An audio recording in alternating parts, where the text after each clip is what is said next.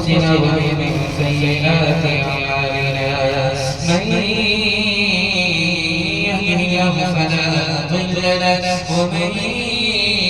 يضلل فلا هادي له ونشهد أن لا إله إلا الله وحده لا شريك له ونشهد أن سيدنا ونبينا وحبيبنا وشفيعنا وسندنا وإمامنا مولانا محمدا عبده ورسوله صلى الله عليه وعلى آله وصحبه وبارك وسلم تسليما كثيرا أما بعد فأعوذ بالله من الشيطان الرجيم بسم الله الرحمن الرحيم بل أحياء عند ربهم يرزقون صدق الله مولانا العظيم وقال النبي صلى الله عليه وسلم إلا الشهيد يتمنى أن يرجع إلى الدنيا أو كما قال عليه الصلاة والسلام سبحان الله وبحمده سبحان الله العظيم وبحمده يستغفر الله صلى الله على سيدنا محمد صلى الله عليه وسلم اللهم صل على سيدنا محمد يا رب صل عليه وسلم في دعوة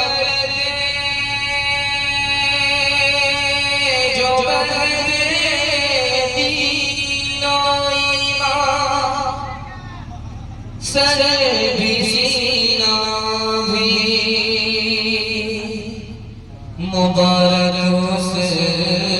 کا مرنا بھی مبارک اس کا جینا بھی تمنا ہے کہ اس دنیا میں کچھ کر جاؤں اگر کچھ ہو سکے تو خدمت اسلام کر جاؤں کیا فردوس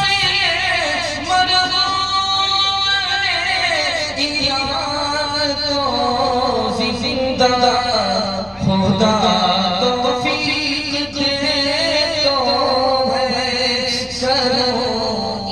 ایمان کو زندہ خدا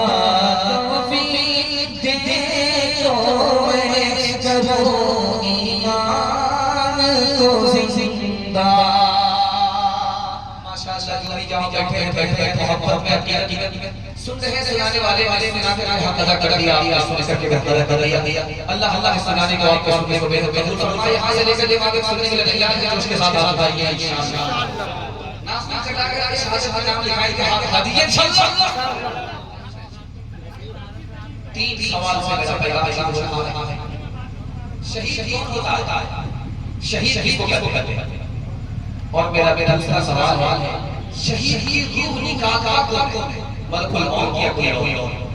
یہ میرا دوسرا سوال ہے تیسرا سوال ہے کہ جس وقت شہید گردن کٹتی ہے اس کو تکلیف ہوتی ہے یہ میرا تیسرا سوال ہے اور آخری سوال ہے اللہ کے یہاں شہید کو کیا عزت ملتی ہے کیا احترام ہوتا ہے یہ آخری سوال ہے سن کر کے سننے سے یہاں سے لے کر کے واقع بھارت بھائیے انشاءاللہ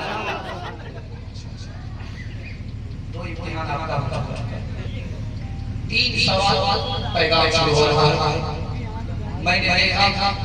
کہ آپ جس جذبے کے ساتھ سن رہے ہیں ایک رات کیا 10 رات کی اللہ کے جذبے کو سلام تین سوال سے میرا پیغام شروع ہو رہا ہے میرا پہلا سوال کہ شہید ہوتا کون ہے تو لکھا ہے شہید وہ ہوتا ہے کہ جس کے سامنے جنت حاضر کی جاتی ہے وہ جنت کے پاس حاضر کیا جنت اس کے پاس لے کر کے حاضر کی جاتی ہے شہید کون ہوتا ہے شہید اللہ کے پاس حاضر ہوتا ہے کہ شہید ہوتا ہے شہید روح کون نکالتا تو لکھا ملک موت نہیں نکالتا